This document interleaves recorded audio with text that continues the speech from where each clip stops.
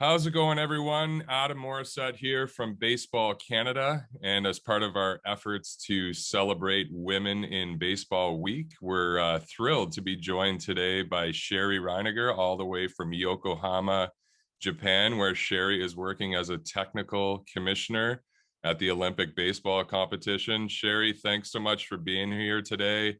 How's your experience been in Japan so far? I know that you've had the opportunity to work one game of the event so far, but how's everything going? Hey, thanks, Adam, for having me, and great to be here talking to everybody across Canada. Uh, Baseball is back in the Olympics, and what a historic day yesterday was. It's been a great journey just to get here. Obviously, a little longer than we anticipated, a little more challenging. Not, no fans and some things that we'd like to see in the game.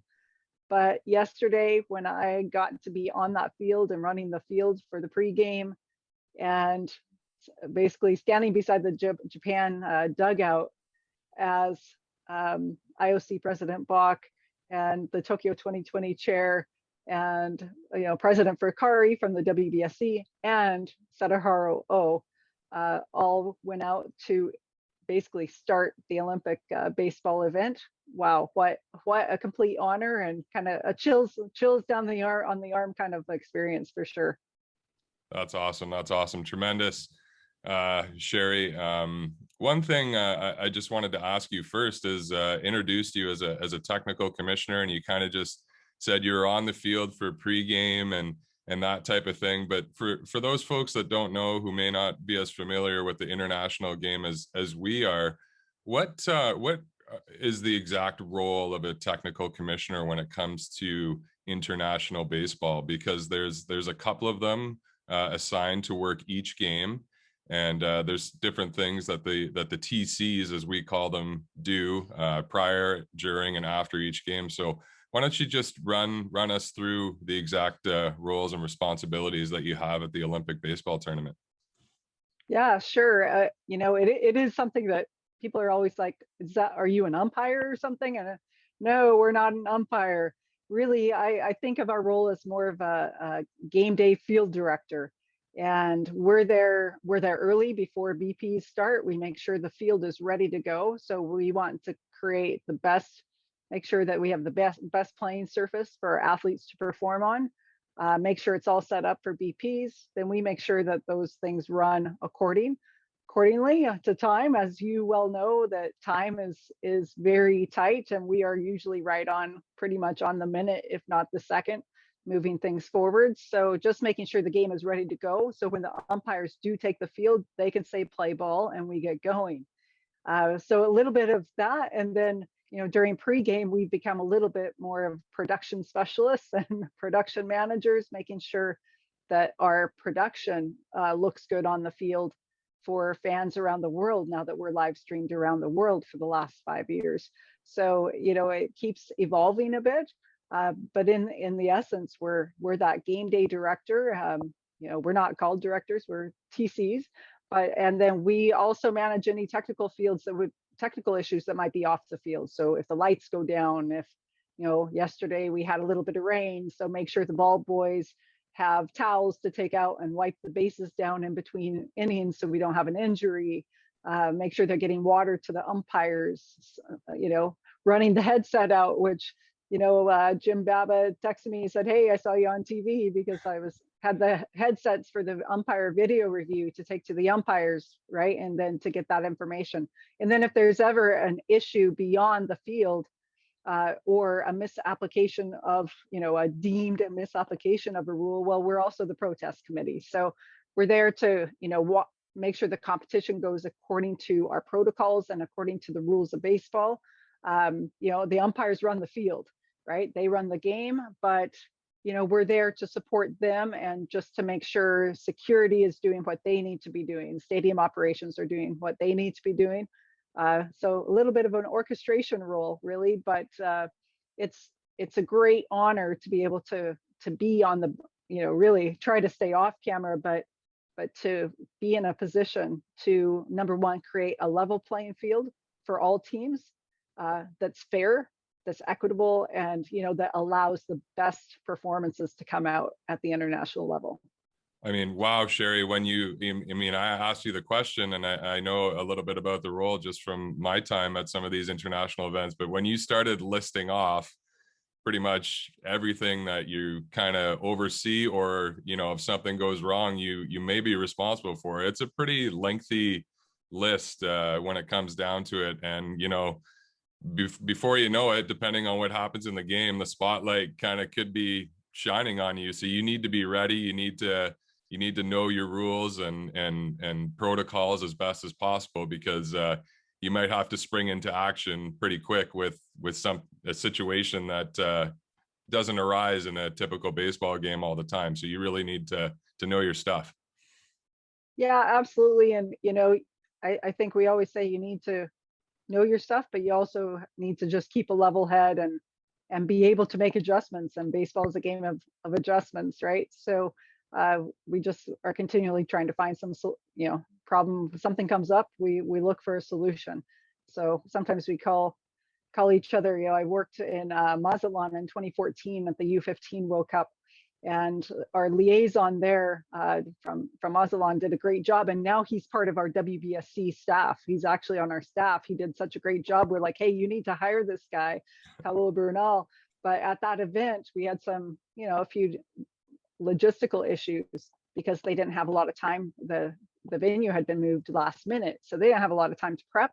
So we were just constantly, evolving as things went, and we said, this is the solution team, right? That's literally what we do, find solutions. And one other thing, Shari, as I'm just thinking off the top of my head, is international baseball. You're dealing with a lot of folks who speak different languages, Spanish, and of course with the Asian countries and English and European countries at different events. So that's got to be a challenge in and of itself with just communicating with people, because that's what you're doing with a lot of your role, is you're managing and communicating with people, right? Absolutely. And it's sometimes we have translators available to us. uh, a lot of times the teams may have somebody that speaks at least English, obviously, especially at an event like the Olympics, where we have professional level staffs. A lot of them, even from the Asian teams, at least have somebody on their staff that speak English. But yeah, sometimes all you can do is a little bit of sign language or show them and keep this, with a smile, right? Yeah. And I always say hard work speaks for itself. So just digging in and doing the work and showing that what you're doing for them usually goes a long way. But we always seem to find a way to make it work.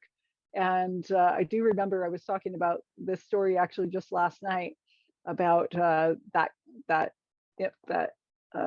language barrier. And we had a Korean umpire at the Women's World Cup in Matsuyama, Japan in 2008.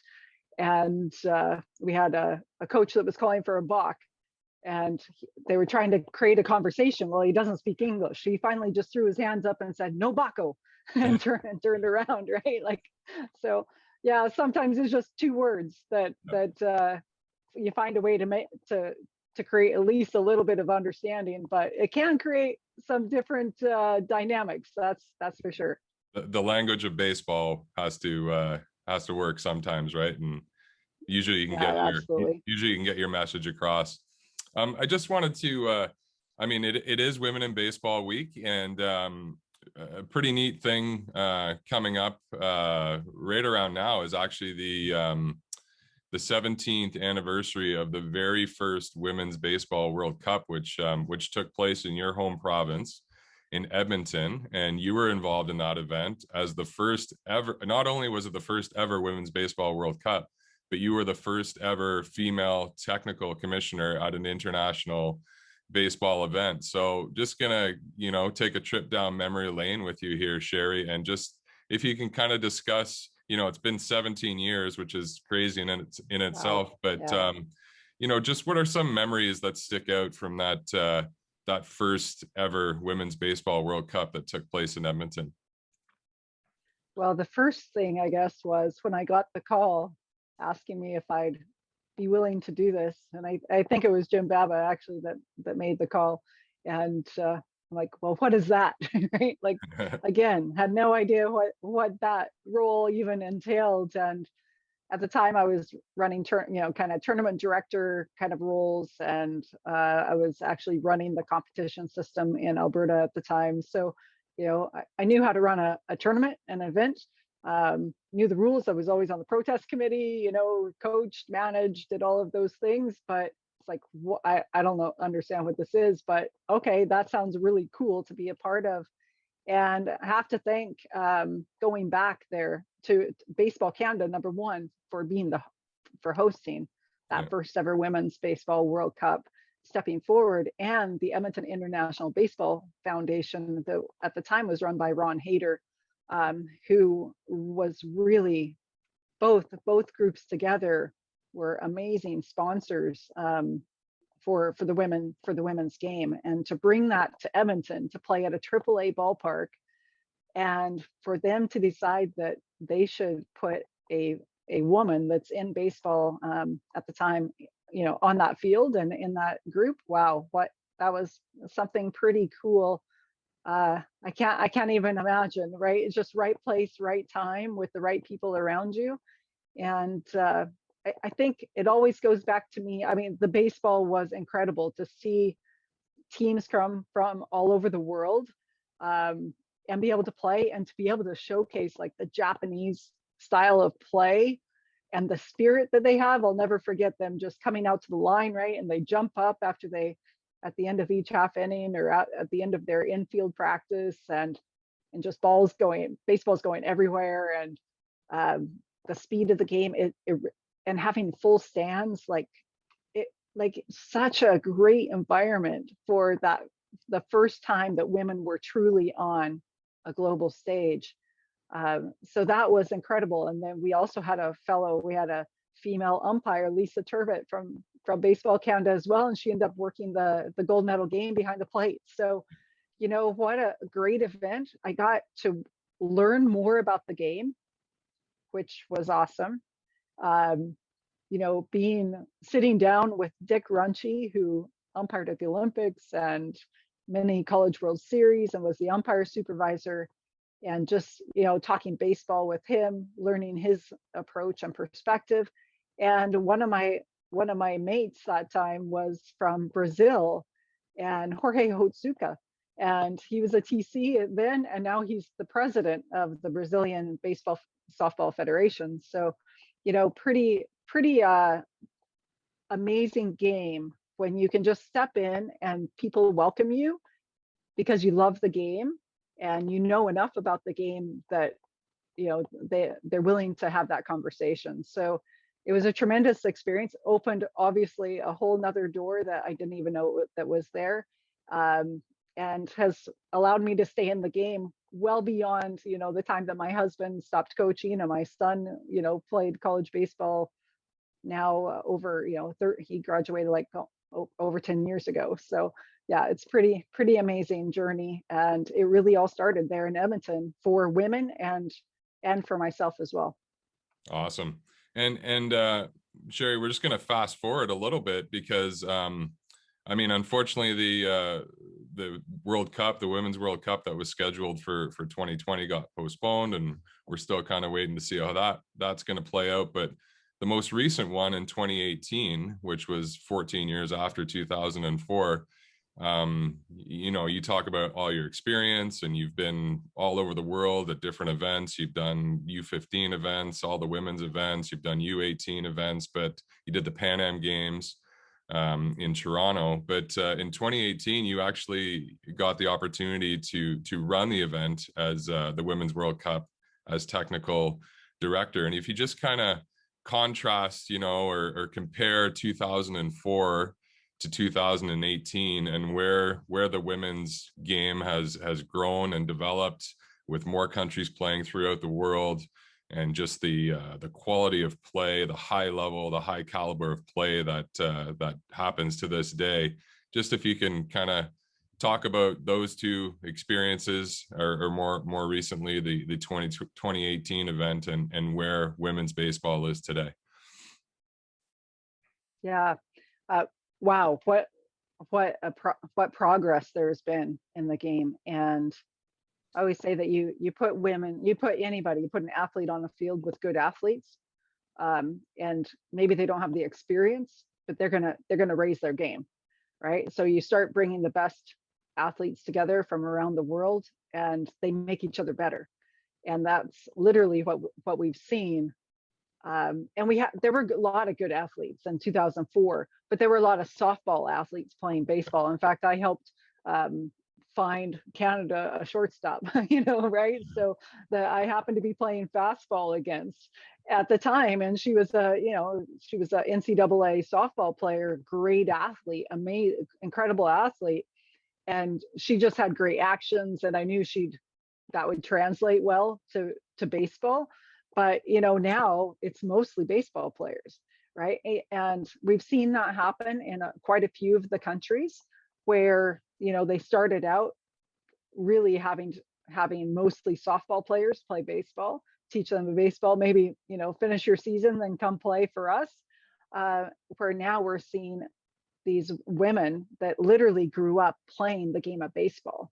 And so that's taking it to another level. And some of these, there's a Canadian girl, right, playing NCAA now. So with the guys, so right, so that progress has definitely happened. And we talk about what is it going to take to maybe get to that next level, and it's just we need to continue to bring great athletes to the game and to keep them in the game, because we do have some great athletes. I mean, there were good plays back in 2004, but in 2018, I mean, the diving plays, double plays, we had a player from the US that literally hit a ball out of a major league level park, a spring training old MLB spring training stadium, and hit it onto the roof of the tunnels and behind, right, fields. So, these women can play, and they're quick, they move well. We've got there's still some pieces to obviously work on, but it's definitely made it a fun place to watch. And I think some of the men who I've worked with that had mostly worked men's events and then came to a women's event, some of them are surprised at what they're seeing and at the level of play, and they're like, wow, this is great baseball. And it is. It's actually a great game. So yeah, it's been really cool to be on that journey, and then to be able to go into the U15, and I just actually come from a U18 the year before, and then back to as the director of the women's, and then back to a U18 again. And but yeah, the women's game is highly competitive, like highly competitive. And now we're seeing Dominican Republic in, they were in for the first time. Well, they've got athletes, right? So Chinese Taipei has come from being a number 6, number 7, having a hard time making, just barely maybe making the super round, to, the last 2 they've played for medals. Yeah. So, and they were in the gold medal game the last time and just basically ran out of pitching. So, that development, because they've seen Japan do so well. I mean, Japan is obviously the gold standard for everyone, but because they've seen these other teams, Canada, US, and Japan and Australia have really been the 4 that have been there, and Cuba's always there, but those 4 have always been very consistent. That just brings everybody else's level up. And the more teams we get involved, start playing, now you're seeing France coming in, right, in Europe. So we're starting to build in Europe, which is great. So it's starting to build in Southeast Asia. So around the world, the women's game is building. At the World Children's Baseball Fair in 2019 in Fukushima, by the way, 2 years ago, the same place we opened the Olympic Games yesterday for baseball. We had girls from all over the world, including Ghana, boys and girls from non-baseball countries. So the growth in the game, I think the game, when kids get around the game, they're inspired by the game, and they want to play it. So, and the more we do that, the more, just the more people, that drives that competition. It drives the level of performance up, and, it gives us truly a global footprint. Yeah. I mean, it's amazing, Shari. I mean, you're painting a tremendous picture of baseball around the world, and just the experiences you've had. I mean, we haven't even touched on the World Children's Baseball Fair, which you had an opportunity to attend, like you mentioned, a couple years ago, and just how inspiring that must have been, seeing baseball, the language of baseball, kind of communicated and taught to kids and children from around the world.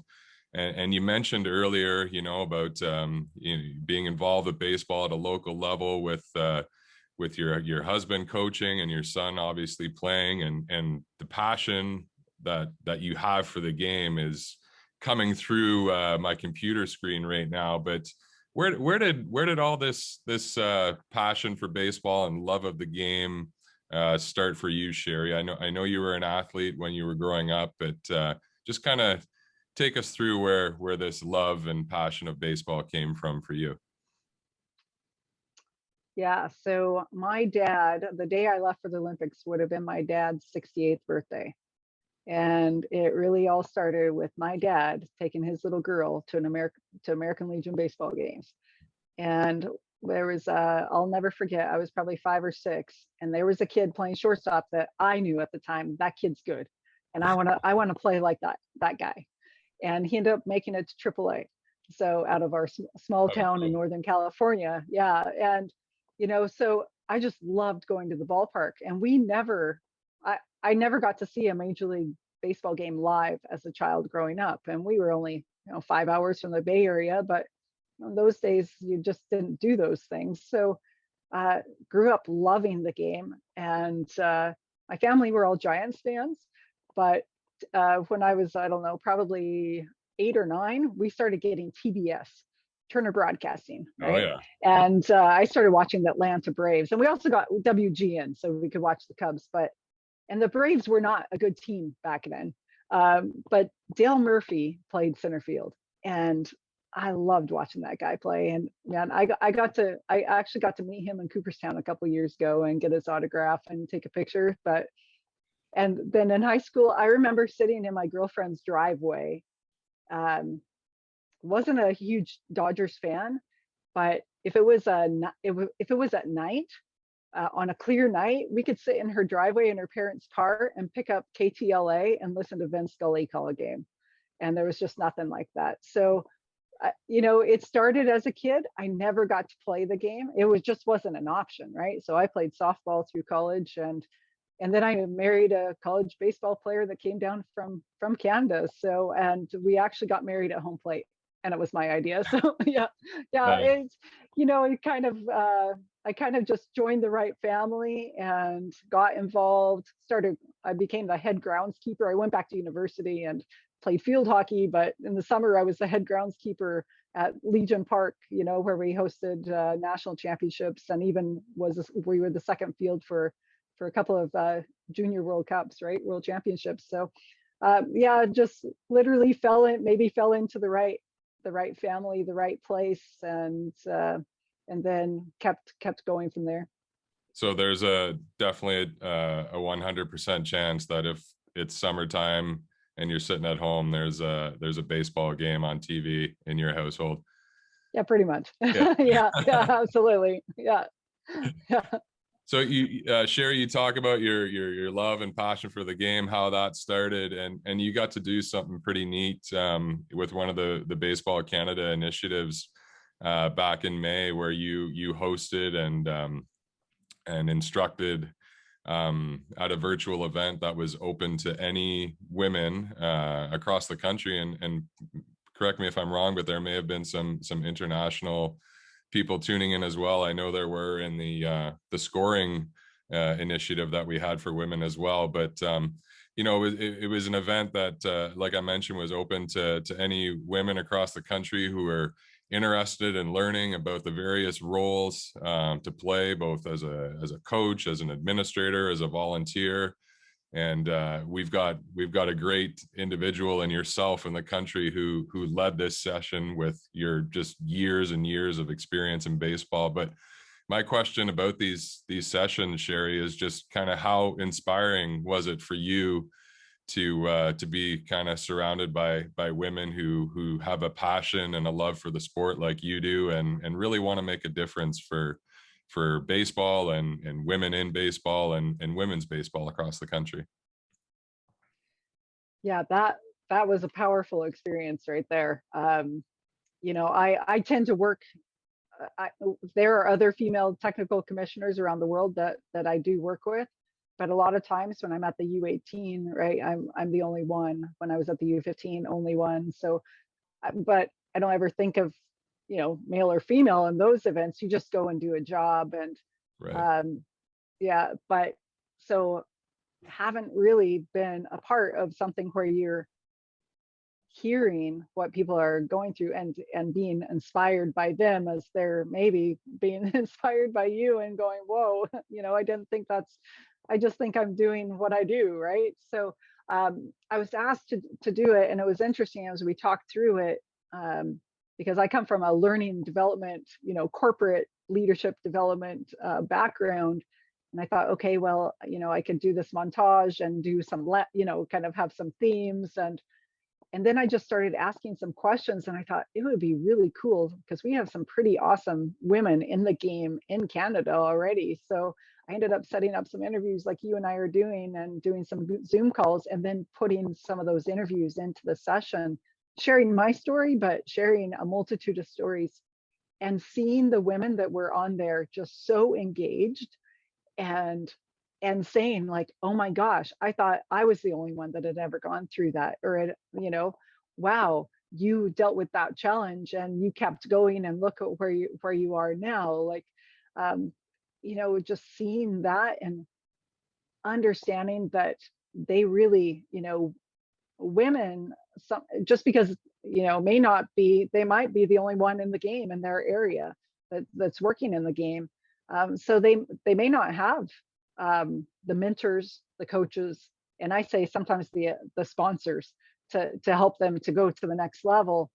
And so it was amazingly inspiring, and it also, to me, opened my eyes to, what, like, I never worry about people watching, um, but now I recognize the importance of my role, because for those women to watch, and for young girls to watch, and to see that it can be done. And it's never been my thing that we must have a woman everywhere. That's never been my perspective. If I'm good enough to be there, then by all means, I'd love to be there. If I'm not the right person, that's okay. Um, but seeing the inspiration of people saying, oh, well, maybe I could be involved. And like you say, it may not be like me at a Olympic or international level like Lisa Turbot.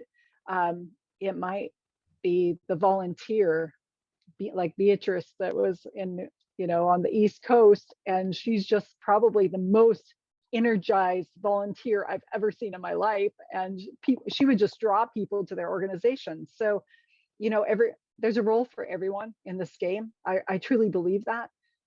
We can't all be the, the manager, or a hitting coach, or even an off-field manager, or a president of an association, but there's always something that we can each do by, bringing our own talents and our own passions to the game, if that's what we want to do. And so that was really cool, and they want more.